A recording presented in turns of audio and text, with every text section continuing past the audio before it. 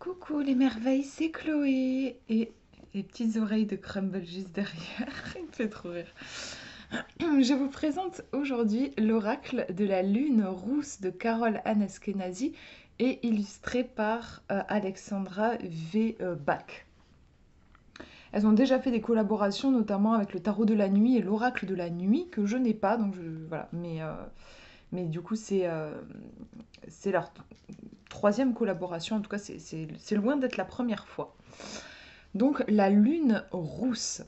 On voit tout de suite qu'on est dans cet univers assez, j'ai envie de dire, assez féminin et fantastique. On a l'impression, vous allez voir, mais d'être dans un roman de fantasy. Voilà, on est vraiment dans cet univers-là. Dans le langage habituel, le terme de lune rousse désigne la lunaison qui suit Pâques entre avril et mai. Sur les 45 magnifiques illustrations des cartes, la lune rousse devient un personnage à part entière, une héroïne divine, fille des constellations, au pouvoir immense. Elle vous invite à un voyage intérieur, à la découverte de votre nature profonde. Grâce au livre explicatif de 232 pages, vous découvrirez tous les aspects que la lune rousse souhaite vous révéler pour que vous preniez conscience de qui vous êtes réellement et avanciez plus sereinement dans votre vie. Donc là, c'est plutôt un jeu qui nous est présenté comme un jeu de croissance personnelle, je ne sais pas si ça se dit, enfin de développement personnel, de travail sur soi. Mais vous pouvez aussi faire de la divination, puisqu'il y a, on va voir ensemble, mais il y a, vous voyez, 232 pages, le livret est assez conséquent, et pour chaque carte, vous avez un paragraphe aussi sur le côté divinatoire, si vous voulez utiliser le jeu dans ce sens. Donc c'est un jeu qui, en fait, du coup, peut répondre à toutes vos questions, qu'elles soient d'ordre plus de développement personnel ou de divination. Donc c'est les éditions intuitives. Il est au prix de 27 euros. Et du coup, je remercie du fond du cœur Carole Ann, mes chiens qui vont venir m'embêter. Je suis désolée, je ne peux pas jouer, je suis en train de faire une vidéo. Donc ouais, je remercie vraiment Carole Ann du fond du cœur de m'avoir fait parvenir cette nouvelle création. D'ailleurs, je sais pas si on voit bien le coffret là. En fait, l'écriture, elle est en mode roux. Donc orange. Enfin voilà, c'est super joli aussi. Hop, donc j'ouvre la boîte. À l'intérieur, on a une belle lune rousse.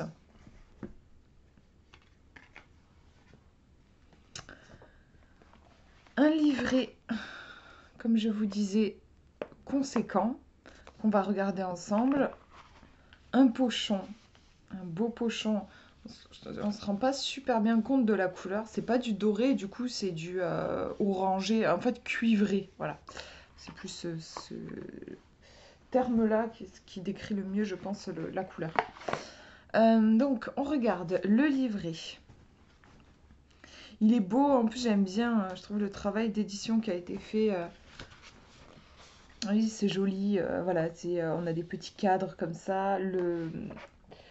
Euh, c'est pas le blanc du papier, je sais pas si vous vous rendez bien compte, mais on a presque un aspect comme si c'était des pages un peu vieillies, un peu. Il y a même un côté genre on dirait que ça a été plié là, enfin voilà, mais je trouve que c'est joli, j'aime bien. Voilà, ça fait rentrer dans cet univers. On voit qu'on est sans lire en fait, juste comme ça, là, je vous ouvre le livret, je trouve que c'est beau et qu'on est dans cet univers un peu magique en fait, hein. Voilà, donc là on nous explique qui est la lune rousse, l'expérience avec la lune rousse qu'a fait la créatrice du jeu. Elle explique son intention. Euh, donc pour chaque carte, vous allez retrouver le numéro et le titre, le thème clé, la signification symbolique, l'action magique à poser pour incarner la carte. Donc ça c'est chouette, ça ancre le message dans la matière. Paragraphe interactif où la lune s'adresse directement à vous, ça j'aime beaucoup. C'est très intuitif en fait. Enfin voilà, c'est vraiment. Je trouve que c'est presque sensoriel en fait, d'avoir vraiment l'impression que voilà, ben, comment elle s'appelle, la lune rousse vient nous parler.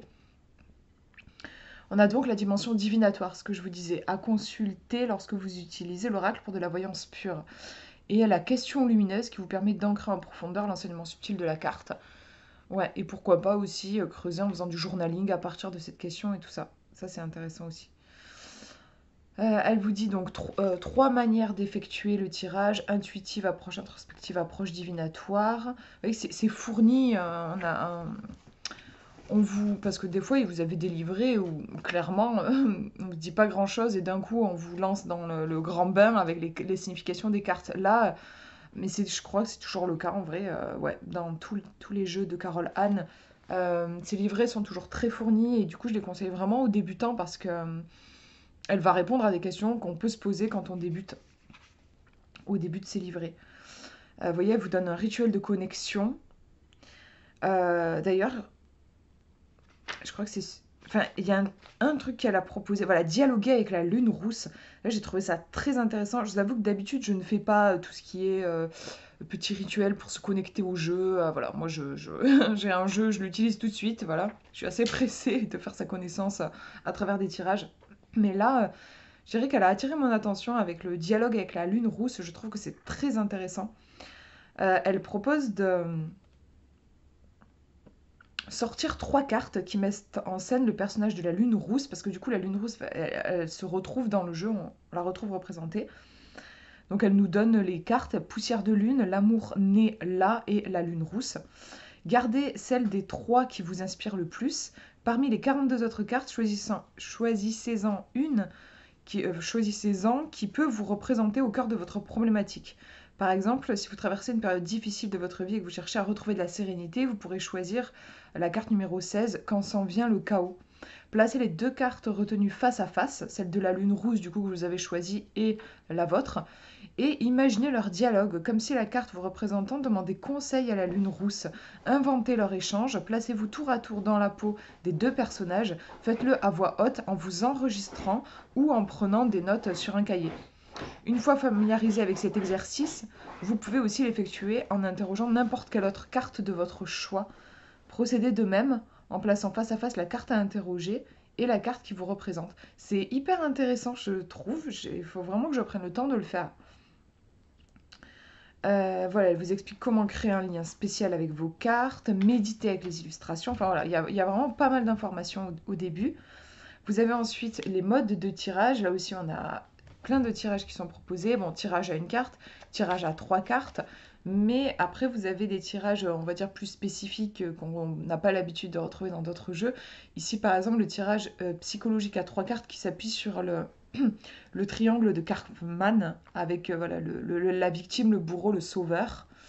Vous avez un tirage clair-obscur en 6 cartes, très intéressant aussi, conçu en lien avec les énergies de l'oracle, les tirages du bilan intérieur à 7 cartes. Et c'est pas fini, tirage de la lune rousse à 8 cartes. Donc des tirages qui sont vraiment inédits, qui collent complètement à l'oracle. Donc ça j'adore, vous le savez. Toujours, pour moi c'est toujours appréciable quand j'ai un nouveau jeu de voir qu'il y a des tirages qui ont été conçus vraiment par l'auteur. Vous savez que enfin, moi je suis toujours, honnêtement je suis frustrée quand j'ouvre un livret et que je tombe, comme je vous disais tout de suite on nous balance les significations des cartes, je suis frustrée parce que quand même pour moi là, créer un jeu c'est pas juste créer des cartes et des significations, c'est créer un univers. Et les tirages font partie de cet univers. Et même, en effet, la façon de se connecter au jeu, ça fait partie de cet univers. Que le créateur ou la créatrice explique un petit peu pourquoi, comment il est né, et tout ça, ça fait partie de l'objet. Enfin, pour moi, c'est super important. Malheureusement, c'est pas toujours le cas. Et voilà, clairement, avec ce jeu, c'est ce genre de travail approfondi qu'on retrouve, mais comme dans tous les jeux de Carole Anne. Donc voilà, si vous aimez aussi voilà, si c'est important pour vous, ce travail fourni là, bah, vous aurez vraiment de quoi avec ce jeu. Enfin, j'adore. On a même un prologue, voilà, les cartes Oracle de la Lune Rousse. C'est vraiment pas le genre de jeu bâclé, malheureusement, qu'on peut parfois retrouver, je trouve. Donc je vous laisse ça je vais pas vous lire, hein, voilà, je vais laisser quelques mystères quand même. Et ensuite, voilà, on se retrouve avec la signification des cartes. Donc vous avez la carte en grand. C'est vraiment joli, je trouve vraiment beau la façon enfin le travail d'édition, quoi. Vous avez le titre, le thème clé, ici le commencement, signification symbolique de la carte, action magique à poser, ensuite la lune rousse qui vous parle, la dimension divinatoire et la question lumineuse. Donc personnellement, quand je suis pressée, parce que j'ai fait quelques tirages avant de vous le présenter, que on n'a pas forcément le temps de tout lire, enfin le temps on le prend si on en a envie, mais en tout cas, des fois, voilà, on a peut-être envie d'un truc plus rapide. Ben, juste l'illustration, lire le thème clé, l'action et la question, et piocher, oui, peut-être quelques mots-clés dans le texte et tout ça, et déjà, vous pouvez avoir en fait rapidement l'information reliée à la carte. Ce que je veux dire, c'est que, alors moi bien sûr je vous conseille de tout lire, je trouve que c'est quand même intéressant de tout lire, mais ce que je veux dire c'est quand même, c'est appréciable aussi, il y a un joli travail déjà de la part de Carole Anne de nous donner plein d'informations différentes dans lesquelles on va pouvoir piocher en fonction de nos besoins. Et il y a aussi un travail d'édition qui est appréciable je trouve au niveau des yeux. Voilà, on peut vite piocher parce que des fois on a des livrets où vous avez juste des pavés et ça, personnellement, j'ai du mal, quoi. C'est ok, j'ai un gros pavé, donc du coup, je suis vraiment obligée de tout lire. Si, enfin, c'est... Alors que là, voilà, c'est facile d'attraper juste par exemple la question ou un petit mot-clé, ou voilà, si jamais on n'a pas forcément le désir de tout lire au moment où on fait le tirage. Donc voilà, vous avez ça pour chaque carte. C'est vraiment un beau livret, je suis trop touchée de l'avoir, ce jeu. Un beau livret et de belles cartes. Alors justement, on va les regarder ensemble. Donc là, je feuillette le livret pour vérifier que je vous ai tout dit, mais je pense que je vous ai, ouais, je vous ai tout dit. Je vous tire une carte à la fin, bien sûr. Donc on va regarder les cartes. Alors, voilà le dos. Et j'espère que vous voyez bien. Et on retrouve les tranches donc cuivrées. Après, franchement, j'avoue, la qualité, c'est dommage. Je trouve que c'est pas une superbe qualité. Bah, vous voyez, bon, voilà. On voit déjà qu'il est un petit peu abîmé ici. J'ai pas l'habitude, justement, des éditions intuitives éditions. J'ai très peu de jeux. Deux. En vrai, actuellement, je n'ai pas de jeu 2. J'ai dû en avoir dans ma collection, mais actuellement, je n'en ai pas. Donc je trouve que c'est un peu dommage. Voilà, la qualité n'est pas, voilà, ne me semble pas folle, mais bon, voilà. Après, il y a pire aussi, hein, voilà. Mais ouais, je sais pas. C'est vrai que là, j'ai pas d'autres noms de jeux qui me viennent de cette maison d'édition. Donc voilà, au niveau des dimensions, je vous les mettrai dans la description, mais vous voyez, on est sur des cartes qui sont assez larges, voilà, vraiment typiques cartes oracle et non pas cartes de tarot. Donc on va regarder les cartes. Alors elles sont mélangées, puisque j'ai fait déjà des tirages avec. C'est appréciable qu'il n'y ait pas de cadre. En ce moment, j'étais beaucoup confrontée à des jeux où il y avait des cadres, vous savez, enfin voilà. Ça, je trouve ça dommage. Moi, j'aime bien pouvoir vraiment rentrer comme ça dans l'illustration. Donc là, ici, c'est le cas. En plus, comme je vous disais, les cartes sont quand même assez grandes, donc on peut vraiment rentrer dans la carte.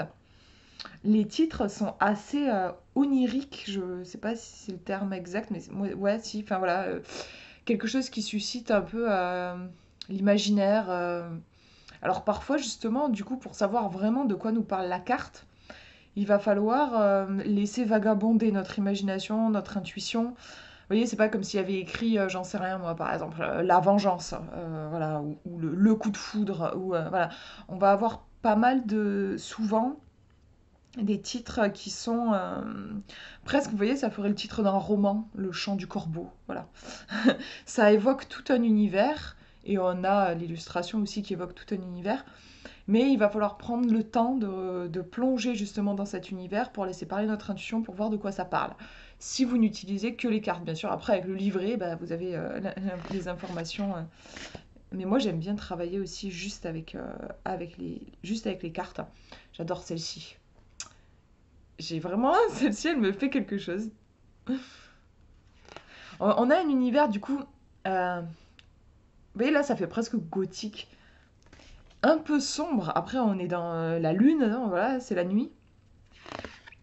Mais le masque pourpre, enfin, vraiment j'aime beaucoup les titres. Et ouais, c'est vraiment, on est plongé dans un univers de fantasy, voilà, avec de belles femmes. Alors, des hommes, il n'y en a pas trop. Enfin, je me souviens de un sur une carte qui est beau aussi. Voilà, on a cette beauté.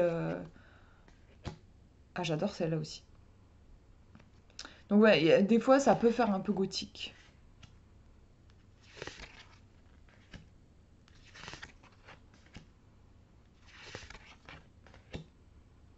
J'adore.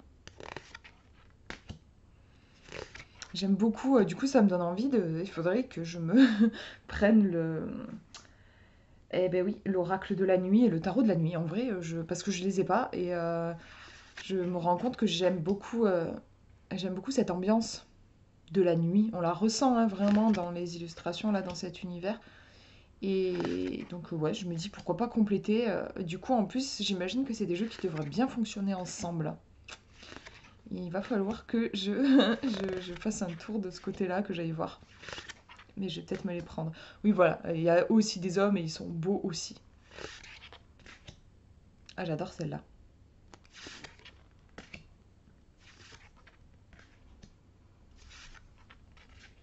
Celle-ci aussi. Non, mais j'adore. En fait, celle-là aussi, en vrai, j'aime beaucoup l'univers. En fait, je suis très sensible à ce genre d'univers. Alors, honnêtement, pas forcément. Enfin, les illustrations, c'est pas. Euh, quand tout le monde est beau, tout, voilà, comme ça, je vous dis, ils sont tous beaux. Ouais, je sais pas. Des fois, ça peut m'empêcher de m'identifier, en fait. Ça paraît tellement, justement, un peu trop parfait, en fait, visuellement. Du coup, je peux avoir du mal à m'identifier. Euh, donc, je suis pas une extrême fan de ce genre d'illustration de base.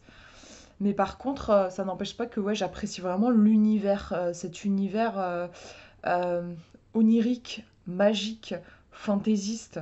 euh, et en lien avec la nuit, et même j'ai envie de dire romantique en fait. Là, il y a quelque chose de romantique. Alors, je dis ça sur les noces sacrées, mais voilà, il y a quelque chose de romantique, vraiment. Pas que d'ailleurs dans le sens romantique, genre l'amour, le couple, mais romantique dans le sens bah, les poètes romantiques et tout ça. Enfin, vraiment là où les sentiments sont mis à l'honneur, quelque chose comme ça, je trouve. Et quelque chose aussi de mélancolique, voilà.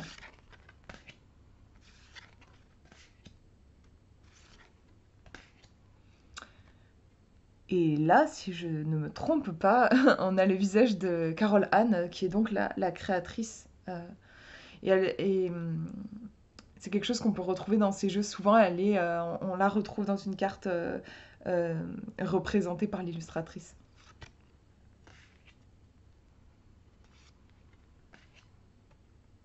Et l'androgyne. Très intéressante cette carte aussi, je trouve.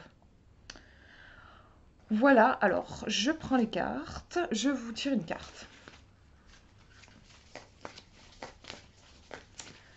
Je vous tire une carte. Bon, on va demander un message pour vous qui regardez cette vidéo. Et vous pourrez piocher dans... Parce que je vais vous lire tout le texte, du coup, il va y avoir pas mal d'informations. Et puis, je vous laisserai piocher dans ce qui vous parle. On a l'être ressuscité. Avec cette femme papillon. Il y a tout un jeu de drapé aussi dans cette carte. Quelque chose de... Je sais pas comment expliquer, dans mon ressenti, il y a un truc un peu... sur le coup, je sais pas vous, mais j'ai eu du mal, j'étais là, qu'est-ce que c'est que ça? Qu'est-ce qui est représenté? Parce qu'il y avait beaucoup de choses. Parce qu'il y a les ailes, il y a la femme, il y a sa robe, il y a des drapés, il y a des arbres derrière, il y a pas mal d'informations et aussi une notion de mouvement. Euh, il y a quelque chose qui est en cours, en fait. Bon, probablement une transformation. On va regarder, donc c'est le numéro 34. Le thème clé, c'est la guérison. Signification symbolique de la carte. Sœur des fées, des libellules et des scarabées, la femme papillon s'est éloignée du monde pour recouvrer ses forces. Ses franges autour d'elle comme des lambeaux de robe, les derniers filaments du cocon où elle s'est régénérée. Les plaies se sont refermées, son sang s'est revivifié, ses ailes poussent, pas seulement dans son dos, elles jaillissent à son front, elles créent comme une aura d'écailles aux douces couleurs qui vont permettre l'envol. Une fois haut dans le ciel, la femme ailée comprendra avec une sérénité retrouvée qu'il fallait la souffrance pour que se produise la transmutation. J'aime beaucoup les textes vraiment de ce jeu. Action magique à poser. Sens combien tu renais à la vie. Où en es-tu de la transformation? Viens-tu seulement de créer autour de toi la pellicule protectrice qui génère la métamorphose? Es-tu en train de fendre la muqueuse et de sortir du havre matriciel? Es-tu déjà libéré de l'enveloppe de guérison et présentes-tu au monde tes ailes nouvelles? Où que tu en sois, prends conscience de la dimension fabuleuse, miraculeuse même du processus ici à l'œuvre.